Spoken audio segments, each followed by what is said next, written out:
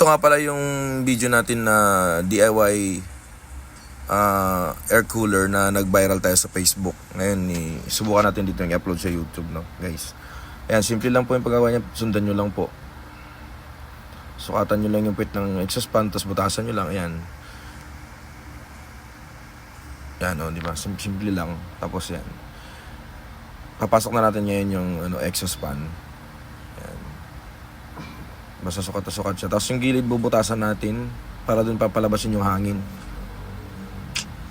Yan. Tapos huwag mo itatapon yung pinagtanggalan mo kasi gagamitan natin yan ng pagsabitan ng kumpete niya. Yan, guys. Didikit na natin ngayon yung kumpete. Yan. Didikit na, tapos susubukan na natin ngayon. Nalagyan natin ng yelo.